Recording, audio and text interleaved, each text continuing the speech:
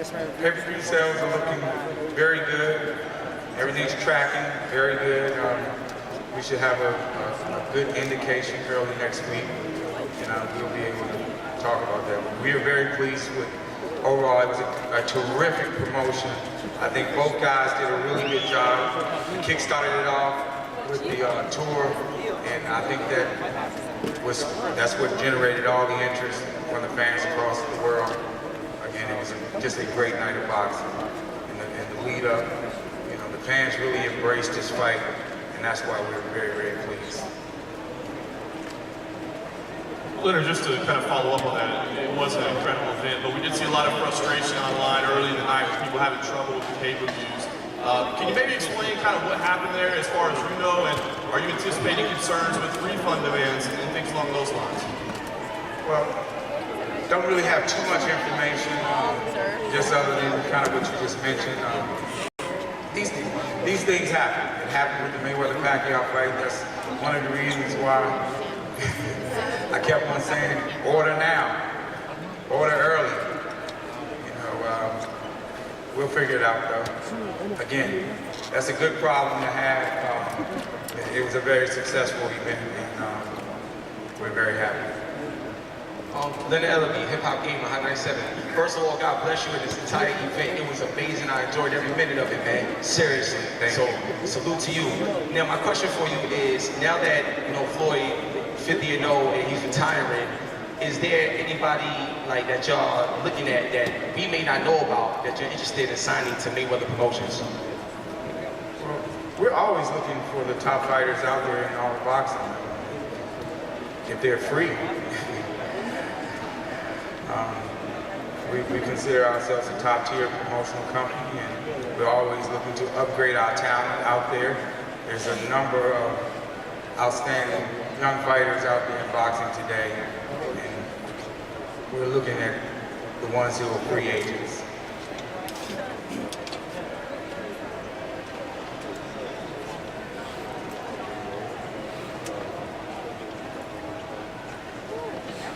Mr. Ellaby, Darren Smith, KLKC Radio out of Kansas City, Missouri. A couple of things. One, and I don't know whether you want to touch on with Floyd. Obviously, he had tax issues coming leading to this fight. Is there any truth to the rumor that the IRS is here to possibly collect on They've had a tremendous amount of success, and I truly understand why. He's got a great team, and they have a great, well-oiled machine. And it was, again, a great joy to be able to work with him in this promotion. It's Phil Rothfield from the Daily Telegraph in Sydney. Would you like to see Conor McGregor box again in the near future? I was actually very surprised with his ability to do certain things. He definitely has, if he chooses to, he definitely has a future in boxing if he chooses to be able to last as long as he did. He's a very tough competitor. He's a big heart, and again, he showed a lot. Especially with this being, his professional debut. I think that he did the UFC proud, he did his country proud, and he should definitely keep his head up high. Leonard, quick question from Chris Woodward at sportsman.com, still here. I know Floyd has said this is going to be his last fight. If he gave you any indication that he might be interested to go again with anybody, what would your advice be to him? No, Floyd's not looking at boxing. This was it. You guys, he's had a phenomenal career. I can't say enough of that. There's nothing else to accomplish. He's broke all the records, done everything. We leave that up to the young guys now. He's passing the torch on. He's looking to move on to the next phase of his life. And I'm very happy for that. Thank you. Thanks for arranging yesterday's. Waiting on Dana and Conor. It should be Okay, should be arriving shortly. Any other questions?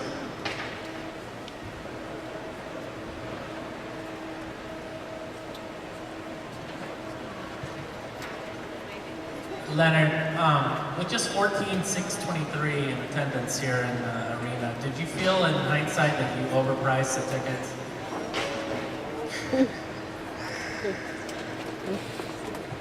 I wouldn't say that. Sometimes it's all about delivery. I think the fans enjoyed themselves, the ones who were here. It was a great event. You know, a wonderful turnout. Not always gonna get it right. We get it right more often than not, though. Mr. Hillary, in terms of total revenue, do you expect it to surpass what you made 2 years ago, the Pacquiao fight? Say that again, sir. In terms of total revenue, total profit, do you expect it to surpass what you did 2 years ago for the Pacquiao fight? We're in good shape. I'm confident we're in good shape. I'm not really ready to commit to talking about that until we dig down and see what the numbers are, and we'll have a pretty good indication next week where we're at. Thank you, sir. Leonard, any word on what the gate was tonight? Say that again? What was the gate tonight? Any word on the gate? I haven't got the final number yet. Do you know if it broke the record? The Pacquiao record? I'm pretty sure we're right there. Okay, and just curious, around section 119, 120, there were 9 sections that were completely empty up top. Do you know, was there a specific reason for that? Was there a reason why the section was empty? It just, because opposite way, they were all full, so I was just curious if those were blocked off for some reason. There were just 9 sections in a row that were empty up top. It was not 9 sections. Yeah, it was empty over here. I guess because people weren't in the seats. 8? 8.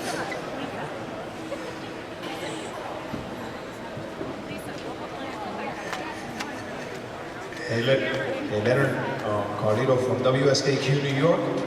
What are your thoughts on Mayweather not finishing the fight as fast as he said he would?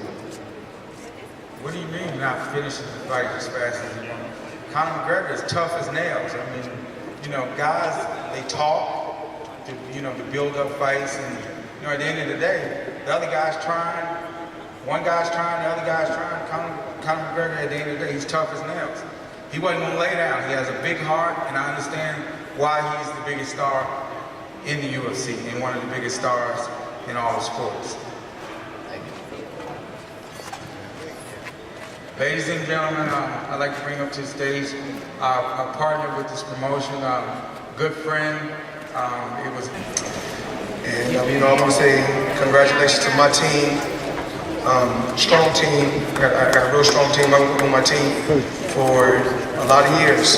I've been knowing Dana White for 21 years since I came to Las Vegas. And I'm one of the first guys that believed in Dana White before anybody believed in Dana White. I'm one of the first guys to give Dana White a chance when nobody wanted to give him a chance. Dana, thank you. And Leonard Ellerby, CEO of Mayweather Promotions. We don't always see eye to eye, but at the end of the day, we always get great results, and we get the job done. Me and my father, we don't always see eye to eye, but we always get great results, and that's really what it's about. My publicist, Kelly Swanson, CBS, Showtime, Steven Espinoza. I mean, there's so many people I want to thank. The CEO of the UFC, the fans from Ireland that came over, all the media, the MMA media, the boxing media, for covering this event.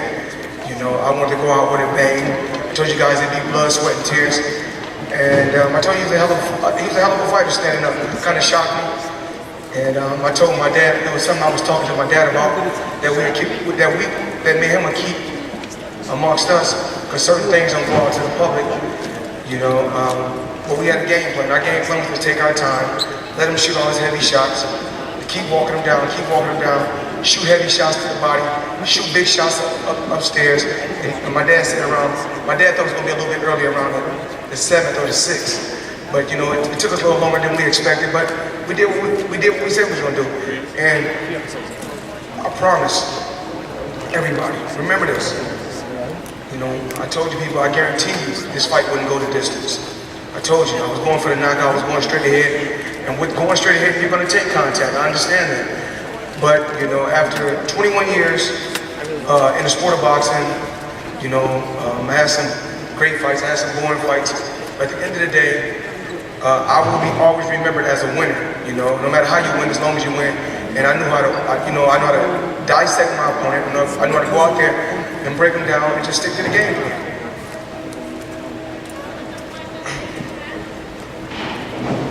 Floyd, right straight in front of you. What up, Kevin? Congrats on the win. First, I have a couple questions. First, you mentioned you hadn't sparred the last month. Was it an injury or why not?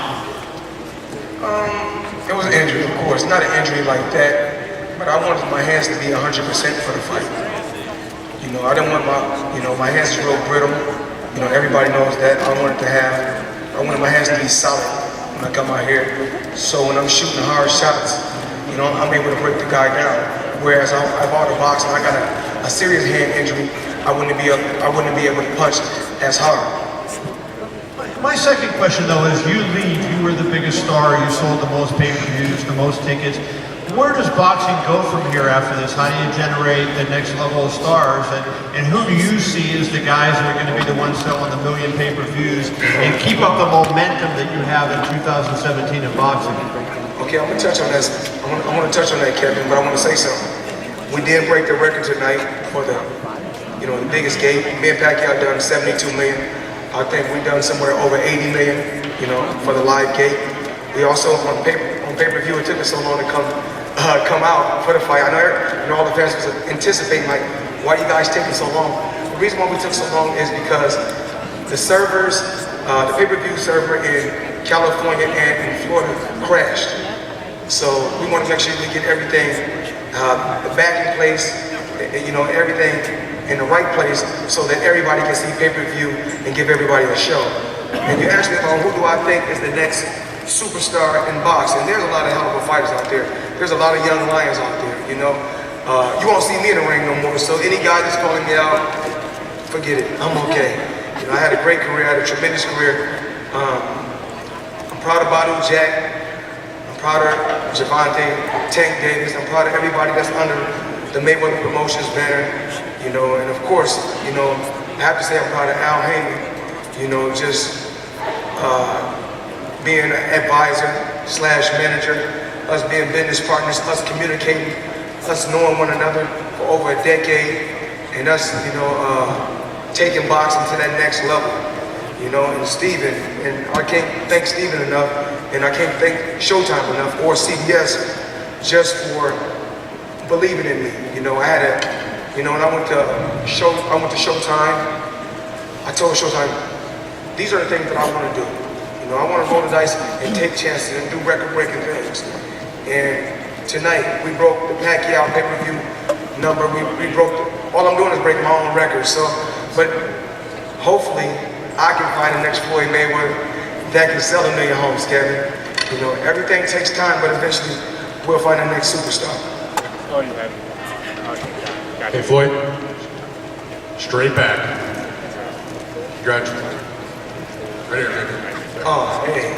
Dan Rayfield here. I know, Dan. All right. You're right for ESPN, Dan. I've been on your family. Congratulations on the victory tonight. I wanted to ask you one thing about yourself and one about Conor. First of all, now that your career is over, you say you're going back into retirement. Other than your business interests with Mayweather Promotions and your gentleman's club here in Las Vegas, what other things do you want to do with the rest of your life? I just want to help these fighters. You know, I look forward to becoming a boxing trainer. Just helping trainers. As far as no different from, my dad is a hell of a trainer. You know, he taught me the sport. And everything that he taught me from day one, I still know. But I want to help just other trainers, help make fighters better. You know, I want to go out there and help fighters better and teach fighters about becoming a superstar, not just in the ring, but on the outside. A lot of times fighters think that, oh, I'm undefeated, or I'm a knockout puncher. That makes me a superstar. It takes more than that. It takes a lot of work on the outside and surround yourself with the right team to become a mega superstar. Floyd, my other question for you is, I'd like you to just take a minute and assess Conor McGregor that you saw in the ring tonight. I'd like you to maybe mention about what you felt as far as his power, his skills, and frankly, how you think he might do if he was fighting a regular fighter, not a Floyd Mayweather. He was solid. I've been off for a couple of years, and I'm a lot older now. Remember I told you guys, I'm not the same Floyd Mayweather I was 21 years ago. I told you guys I'm not the same Floyd Mayweather I was 2 years ago. But remember, I still have a hell of an IQ, and I'm still a thinker. So what I did was, and as far as his punch power, he's solid. I felt it before, so that's why I kept coming straight ahead. It obviously wasn't the type of power to say I can't come forward, because if it was that type of power, I wouldn't have came forward. Floyd, just to follow up on Conor, there was a lot of concern coming into this fight that the rules were going to be followed, and it was a little bit rough at times in there. There were some warnings. How did you feel about the way Conor conducted himself in the ring tonight? I let the referee do his job. I let the referee do his job. I'm not here to bash the referee. But you guys know what's going on. A lot of rabbit punching, a lot. Things happen, but you live and you learn. The referee's a hell of a referee. Conor McGregor's a hell of a fighter. I'm not here to bash anyone. I just went out there to do my job tonight. And I did want to ask, at the end of the 5th round, you did have a little push after the bell. I kind of wonder what was going through your head at that point. Was that frustration? Was that to send a message? What was that about? Get the fans what they want to see. I pushed them and told them, you still ain't knocked me out yet. I thought you said it wasn't going past 4. Show me your real power. That's all. It was it is, trash talking that, fighters do, whether it's MMA or boxing. We talk trash. That's what we do. When the best compete against the best, we want to be pushed. And that's what, that's how boxing and MMA goes. Floyd, of your 50 victories, what in your mind was your most impressive? Well, every fight played a major key. Not just under 50, just to get to this point. A lot of people ask me about Rocky Marciano. Rocky Marciano is a legend. He paved the way for me to be where I'm at. There's a lot of champions that paved the way for me to be where I'm at. I'm very appreciative, very thankful, and like I said, every fight matters to me. Not just one fight, not number 48, not number 49, not number 50. Every fight played a major key in my career.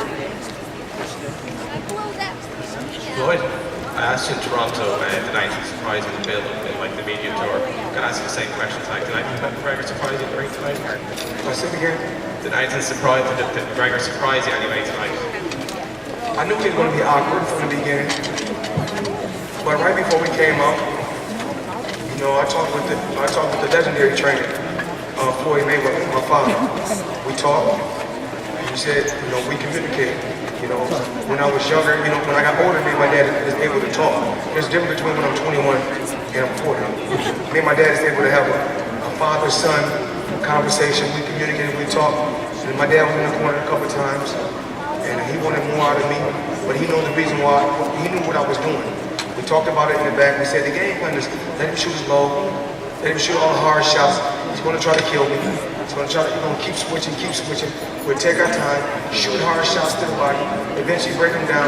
We get him around the 6th and the 7th weight. He lasted a little longer than we expected, but I stuck to the game plan. Floyd? Over here to left. Hi Floyd, it's Rebecca with Hollywood Unlocked.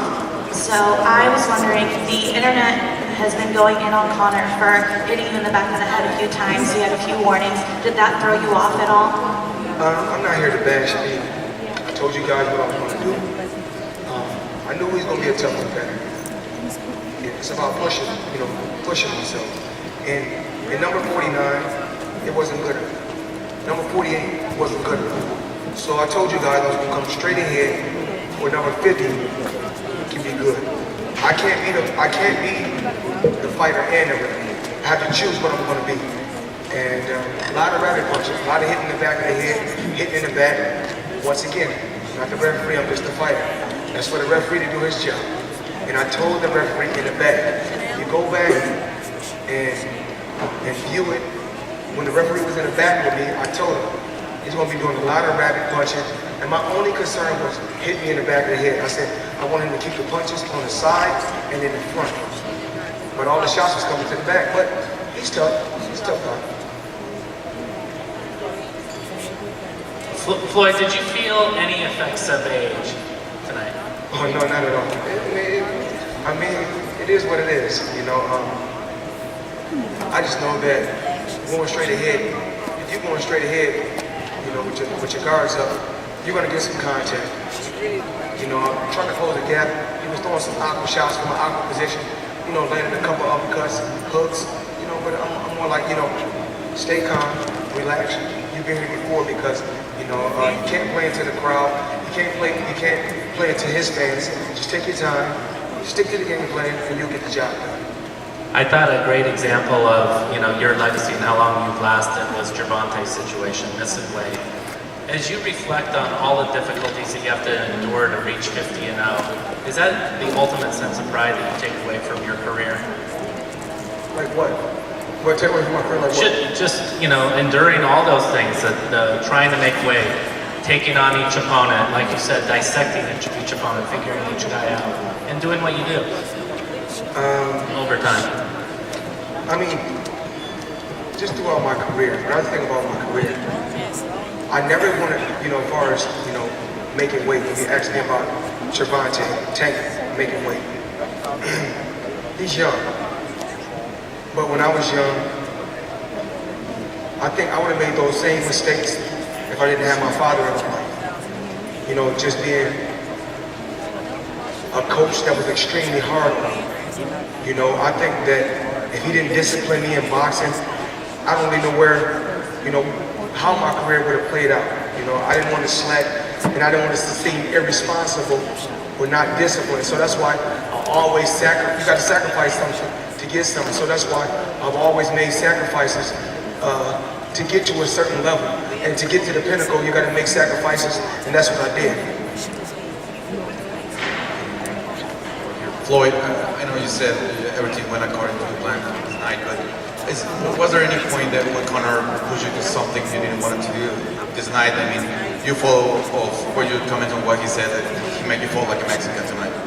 Say it again, he wanted to what? He said over the ring that he made you fall like a Mexican tonight. Did you buy that? Do you agree with that? Listen, everybody know in this room that's watching me fight, I could have easily outboxed Conor McGregor, counter-puncher all night. That's not what I wanted to do. I wanted to go out with a bang. I told you guys I would come straight ahead. I feel like I owe that to the fans for the Pacquiao fight. Even though I don't owe anybody nothing, I put the pressure on myself and did it myself. And that was the goal of mine. And I told you guys that this fight wouldn't go the distance. Go back and look at all the interviews that I did. Floyd, Mr. Drake from The Sportsman. First off, congratulations, not just on tonight, but on 50 fights that have gone your way. Congratulations, well played, sir. The people that we've spoken to ahead of this fight, when we've asked them, what chance does Conor McGregor have? How does he beat Floyd Mayweather? And these are other fighters and just fight fans in general. They said one thing Floyd Mayweather's got to overcome tonight is the will of the Irish. Did you feel the Irish presence in the crowd tonight? I never focus on anything but the guy that's in front of me. Because when it comes down to it, I always said this for many, many years, the fans cannot fight for you. And one thing I know I can do, I can fight. So, the fans, when they shout, scream, I don't worry about nothing.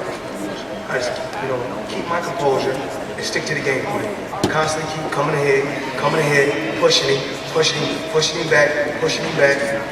You know, when he first come out for the first 20 seconds of the round, when he go back to his corner and he sit down, I said when he come out, he gonna come out for 30 seconds and fight hard, and then he gonna break. And once he break, that's when I'm gonna shoot a hard shot to the body, hit him with a hard shot on top, and keep pushing it back. Remember, I told you guys, weight doesn't win fights. Fighting wins fights.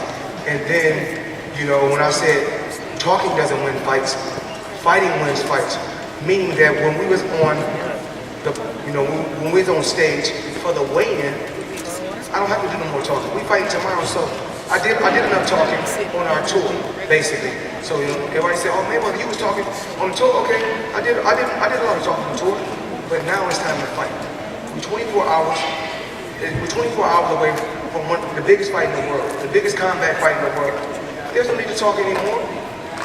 There's no need to talk anymore. And remember, all the fans that was here, those are soccer fans, and for the international people, those are football fans.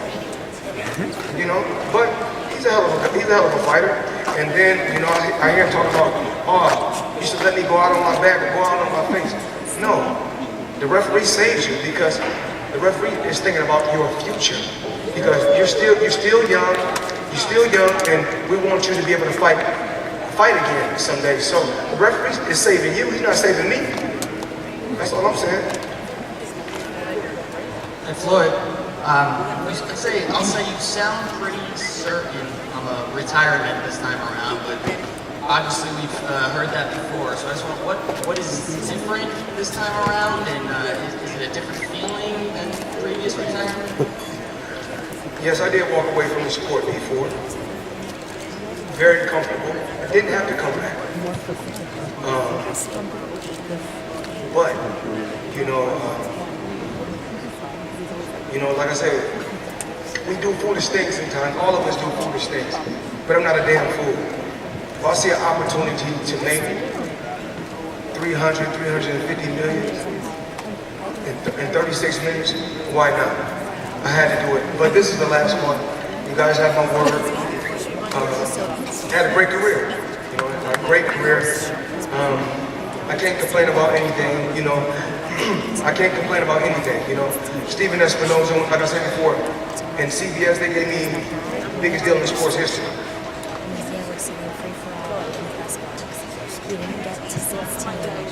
Go ahead.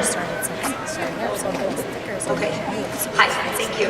Carol Bryant for MBE. Floyd, you know, you talked about not sparring, and I am curious, right here. Hey, you talked about not sparring. You know, I got a sharp mind. I seen you when I walked in. I was to the left. Yeah, you did. You looked right at my camera. Thank you so much for that. It's online already. So you said you didn't spar much for the last month, and then you make the request to have the glove out size dropped. So how did that feel to you tonight? You know, did your punches feel different? Did they feel more powerful? How did that affect your performance, do you think? Remember I told you guys this in the last, you go back and look at the last press conference. This is exactly what I said. Remember, you can give it, but I've been hit by some of the best punchers in the world throughout my career. 90% of the time I'm dishing it off. I told Conor McGregor, this is exactly what I told him. I said, you can dish it out, but you have to be able to take it. The same way you dish it out, you have to be able to take it. Just like when you have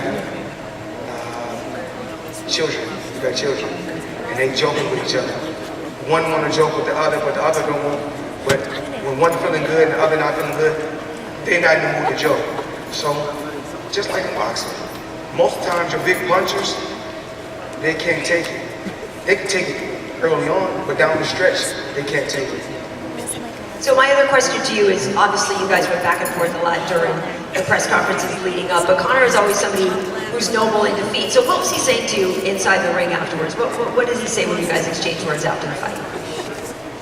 I just told him, I told him, you know, you're a tough competitor, good fight, keep up the good work, basically. You know, always want to carry myself like a gentleman, even though, you gotta realize when we in the press conference, when we doing what we doing, that's my job. You know, he's the notorious one, I'm the money man, so we gotta get a fan what they want to see. When the fan, you know, when we done the press tour, we went to four cities in 3 countries in 4 or 5 days. So when we had arenas like this, packed with 20,000 fans, we gotta give them a show. And a lot of people thought it was fake. You know, we didn't like each other. We probably still don't like each other, but we still have to act like gentlemen at the end of the day. You know, I can't come here, you know, after making, you know, over 300 million. I'm not going to be like, oh, I don't like you. Good fight. You know, make your career go on. Floyd, right here in front. Floyd, have you had a chance to talk to your kids yet? And what does it mean to you and your family to have you finally officially retired? And what does that mean to them? Like he's one of the personalities. Is he? They're happy. Oh, right here. You know, I'm pretty sure they're happy because they get to see me a lot more. You know, we spend a lot more time. I just want to make That's really what it's about. You know, it's about. No, it's like I just want to make sure. No. I came out here first. I figured he was, but. Well, my Uncle Roger came out here to Thanks Vegas for first. And then I didn't even have no plans on moving. Actually, I didn't even have no plans on moving to Las Vegas. I came out here, you know, turned professional at 19. And I can remember when I turned professional, because I always talk about this story in the dressing room, you know, at the Mayweather Boxing Club. I go into that, you know, when I went to Top Rank, the promotion company, when I went inside the office, I looked. They said they was talking, and they moved a piece of paper out of the way. Then I seen that check. To myself, I was like, damn, I ain't never seen that many O's in my life. I'm from, you know, I come from poverty. I come from the inner city. The check was only $100,000, but to me, when I seen the check, it looked like $100 million because I'm from the inner city. I never seen those type of numbers. But, you know, hood rich to me is, you know, $30 or $40, $60,000. That's hood rich. You hear about it, but when you actually see it, it's $100,000. Everything Top Rank was saying to me, I didn't hear anything. I just wanted to sign on a dotted line and get the check. And I feel like I'm the richest man in the world at 19, receiving $100,000. But, you know, I went to the gym. I never slacked. I continue to work hard every day. I never put nothing before I put my boxing, nothing. I worked hard, extremely hard every day. My dad still was in prison because, you know, my dad left my life when I was 16. When my dad came back to my life, when my dad came back in my life, I was 21. So a lot of people want to kind of know about our relationship. So it was kind of rocky. You know, when my dad left me, I was basically a teenage kid. When he come back into my life, I'm an adult because I'm paying my own bills. I'm responsible. I got my own house. I got my own car. I got my own everything. So it's kind of hard for us to really get on the same page. He still is the best trainer that ever trained me, hands down. I mean, because I beat all these fighters with everything that my dad taught me. There's key things in boxing that I'm just in fighting period that fighters need, and that's why I had to upswing most fighters is because I've done those key things that my dad taught me. Yeah. Floyd, right here. Congratulations. You're famous all around the world for your defensive skills, but I was wondering how exciting it was in that 10th round when you were landing one shot after the other just before the refs stopped the fight, that, you know, to let it go, all those, you know, those last shots of your career. I mean, Conor, of course. I mean, it's like a catch-22. If he didn't get knocked down, if he hit the canvas, then they would have said, why you guys didn't stop it earlier? Then when you stop, you're gonna say, oh, I didn't hit the canvas. I mean, you didn't throw a punch for a whole 1 minute. It was getting hit with 3 shots. But like I said, I'm not here to bash Conor McGregor. I'm not here to do that. We done enough talking. I told him before, we both done a lot of talking, you know, a lot of barking. It was time to bite. That was it.